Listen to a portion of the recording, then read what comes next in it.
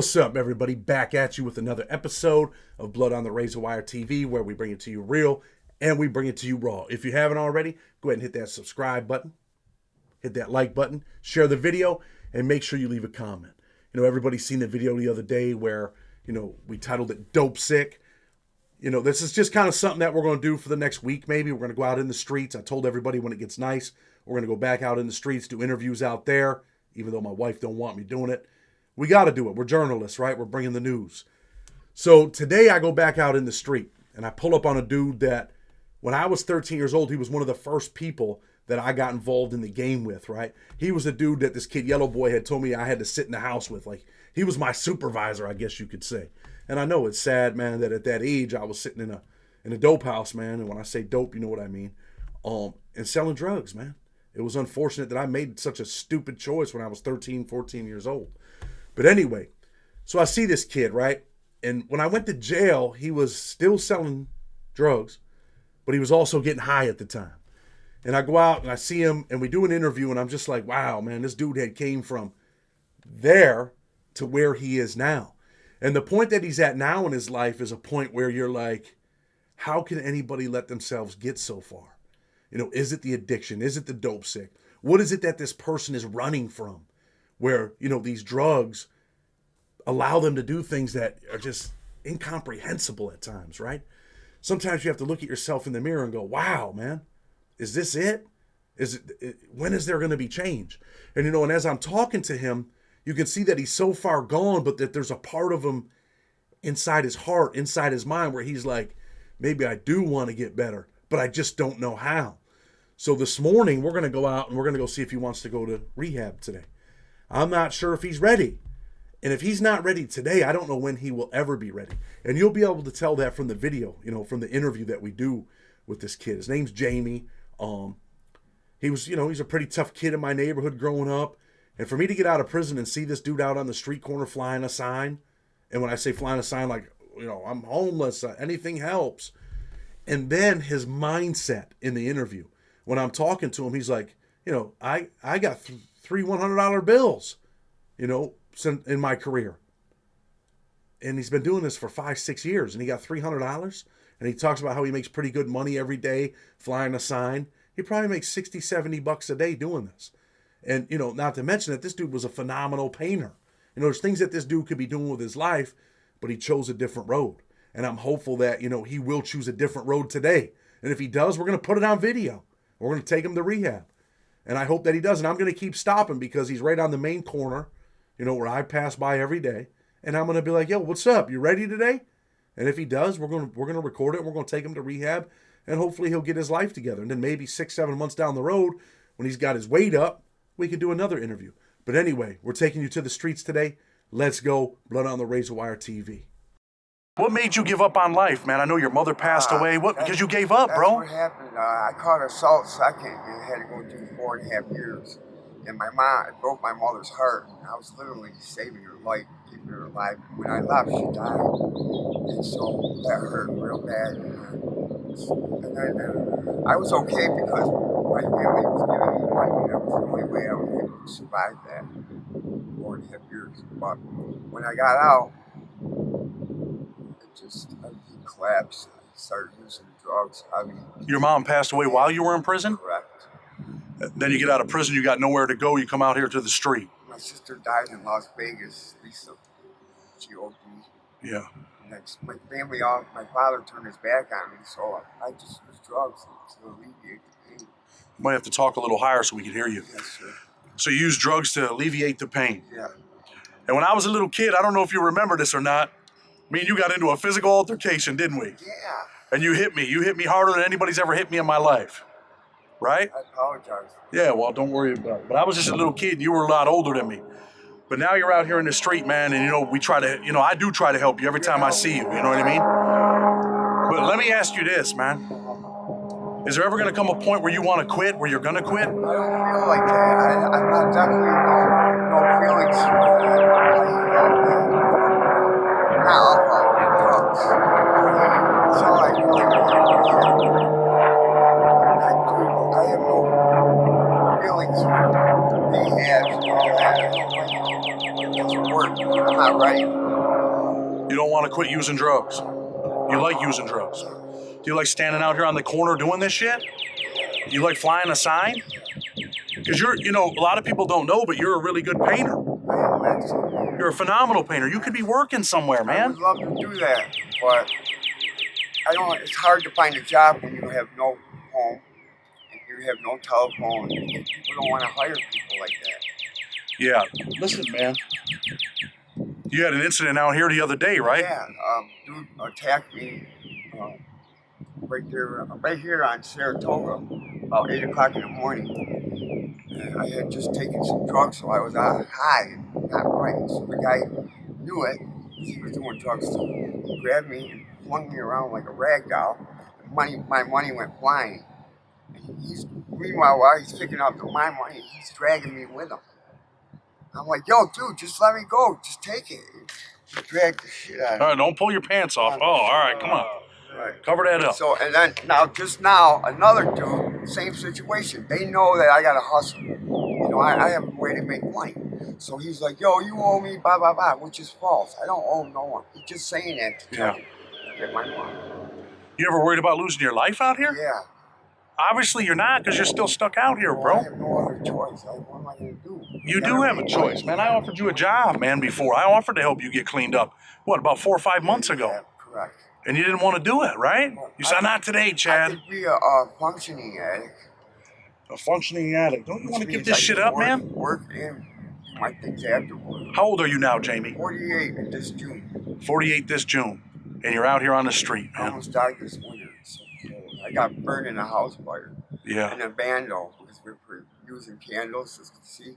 Yeah. And I fell asleep when I was on high and it burned my hand. What does fentanyl do for you? What does it make you feel like? If I don't get that, it feels like I got withdrawals from alcohol. It's horrible. But what does it make you feel like when you're doing it, when you take a shot? It feels really good because it's an opiate and it's a strong painkiller. It feels great. It feels great. But then when you come down and you look around and you look at your life, what do you feel like when you look at your life, man? I want to find more money and keep going. It's that bad, huh? You might have to talk a little louder so we can hear you. Bad. I mean, all I do that's my life now. Stay off sick. Stay off sick. So I just did a video, man, about people being dope sick, right? Yeah. So when you get dope sick, what does it feel like when you're dope sick? Well, it's like an alcoholic. They get withdrawals. It's the same thing. Same thing. But you can't die from the withdrawals, but it feels like it. And people don't understand what it feels like. It's horrible. You ever gonna change your life, Jamie? Maybe if their circumstances line up correctly. I don't know. Do you really want help, man? No, not with my hands. I want help with work. Help with work, but you don't want to. You want to work and still use drugs. Man, bro. It's hard. What about a girlfriend? You got a girlfriend out here? I'm not worried about that anymore. I got 6 kids out here. Do your kids ever come by here and want to talk to you? I see my daughter and I gave her some money. You gave your daughter money? Yeah, $2. How much? $2. How old is your daughter? I got daughters from 25, and my youngest is about 7 years old. I'm talking about the one you just gave the $2 to. She's about 25. So you gave a 25-year-old girl $2? That just sounds outrageous, man. So I got 4 girls with 1 baby mama. I started having kids when I was 15. And then I got 2 boys with another girl. She took my kids and I don't even know what my boys are. Let's talk a little bit about, does that hurt your feelings? Yeah. Does it hurt you enough to say, man, maybe I should get off drugs and get off the street? And it's in that moment, man, when you have to make that decision, dude. There are rehab centers. There are people out here that'll help you, bro. Yeah. I mean, if I had the opportunity, if they said, if you start and go to the program, we'll start letting you see your kids, I might take that into consideration. That's how bad I miss my sons. But I don't have that. Nobody's coming to me and saying, hey, dude, we'll give you that chance. Do you ever think that maybe you should go do the right thing and then maybe you can earn that I guess, a privilege to a certain extent? I do think about that, but I'm also fighting for my stay off sick. It's hard. Addiction's very hard. I know. Are you high right now? Yeah. Do you think you're going to end up dope sick tonight? No, because I make sure that I have money before I sleep. Where you gonna sleep at tonight? Well, that's a good question because now I got beef with this guy. I mean, I was staying in an abandoned house over near Chester's, Cashapp, Yeah. but I can't do that no more because this guy's starting this trouble with me, saying I owe money, which I don't. So I gotta find somewhere else to live now. Jamie, honestly, I'm looking at you. You don't look too healthy, bro. You look like you're not eating. It's going to be hard for you to defend yourself out here. I know. That's another thing too. I'm looking for money, so that way I can find something to protect myself out here, such as pepper spray, brass knuckles, something like that. Pepper spray, brass knuckles. You think that's going to protect you out here? They're killing people out here every day. What I have right now, which is nothing. Yeah. I gotta find something. You know what I think you need to find? You need to find a way to get the hell off the street and get your life together, brother. I need to go down to welfare and ask for help, food stamps, and housing. Do you really want that help? I do want it. I'm willing to come here tomorrow morning and pick you up and take you. I'm trying to fit it in there. You need to get your life together, man. We need to look at what we can do right now to help you get yourself together, man. God bless you. You've always been good to me. Well, it's not about me, Jamie. It's about you, man. It's about you changing your life. You know, if we can extend our hand to help you.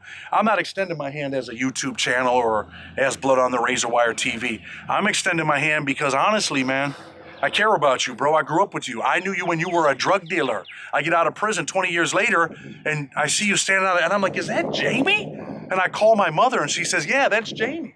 And I have to be honest with you, bro. You kind of look like the dude from Tales from the Crypt. Oh, wow. I'm just being honest with you, dude. No, I know. I can only imagine.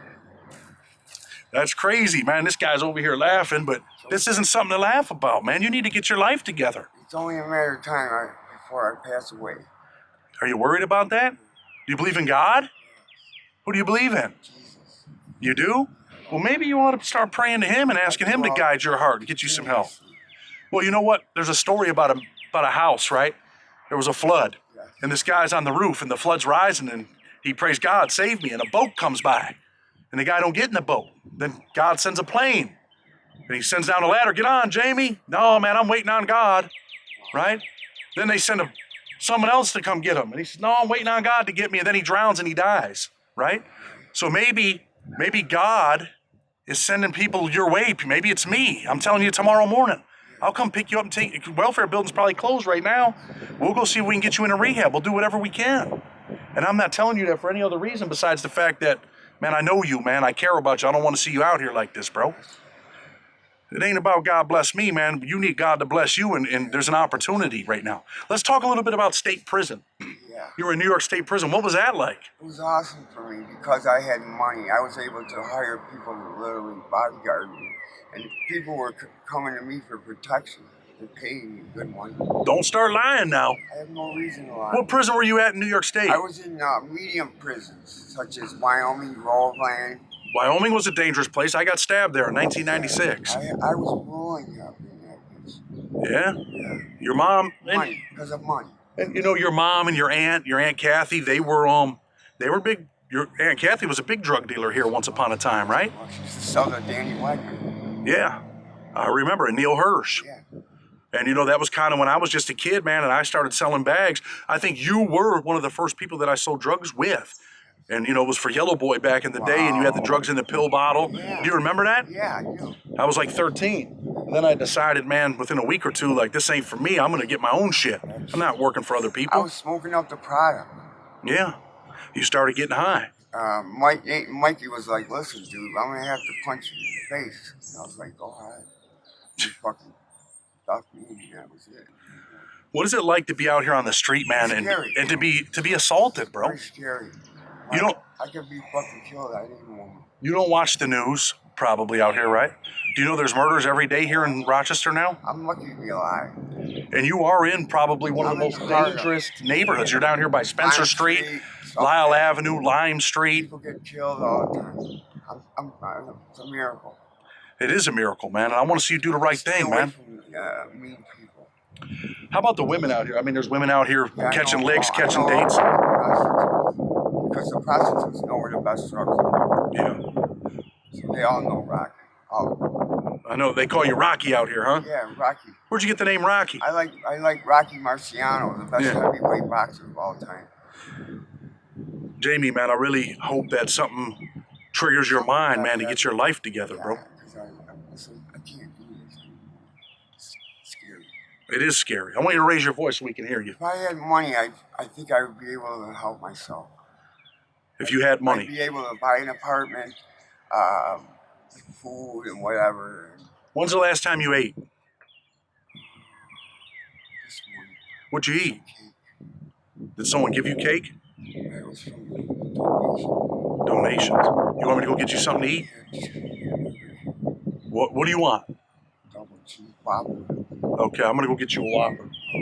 So look, man, I'm gonna end this interview, man, but definitely appreciate you. Don't be like me when you grow up. Yeah, well, that was the message I was gonna ask you, man. Send a message out to kids, man. They're on the wrong path. Stay in school, please. Don't do drugs. It ruined my whole life. I've been doing them since 7 years old.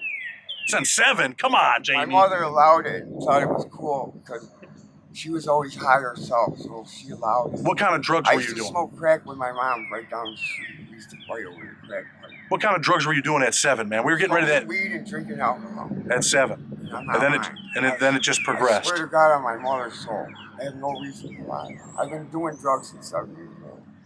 Well, listen, so that's why it's kind of hard. I know your parents. I know your mother. I knew your Aunt Kathy. I ended up getting arrested at her house and went to state prison October 21st, 1995. So I know that you come from a family of people that sell a lot of drugs, do a lot of things.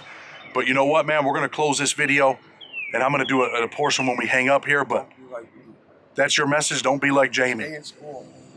Stay in school. Listen, Jamie, man. Don't be mean to people. Listen, I appreciate you, man, and I wish the best for you. We're going to go get you something to eat, and we're going to get you something to eat, and we're going to talk about whether or not you want to go to rehab tomorrow morning. Okay. All right? Yeah. So, you know, that's Jamie, and that's Jamie's story. We ended up getting him some Burger King. And, you know, at the end of the day, it's kind of sad that, you know, this dude's out here not even eating. Doesn't really care about eating. Whatever anybody hands him, he'll eat. Boom, boom, boom. And in his heart, man, you know, a double Whopper with cheese or whatever the hell we got him in a milkshake is what made him happy. That's what brought him happiness that morning. Just, it's mind-boggling, you know, to go out here on the street and see that people allow themselves to get to this place. And hopefully, you know, we'll be going out to check on Jamie. Hopefully we can help him. Maybe today's the day that he's going to go to rehab. I can't say it is, but I'm hopeful that it is. And like I said, man, I always pass through there all the time. I'm going to stop. I'm going to be like, hey, man, are you ready today? Because if not, he's going to die in the street, man. Look at him. You can look at him and be like, wow, man. And, you know, the moral of the story today is that you can look at that and you might be heading down the wrong road, and you can look at Jamie and look at that situation and say, you know what? I need to stop now before I get that far. Blood on the Razor Wire TV. I hope you enjoyed the video. With respect, until tomorrow, we're out.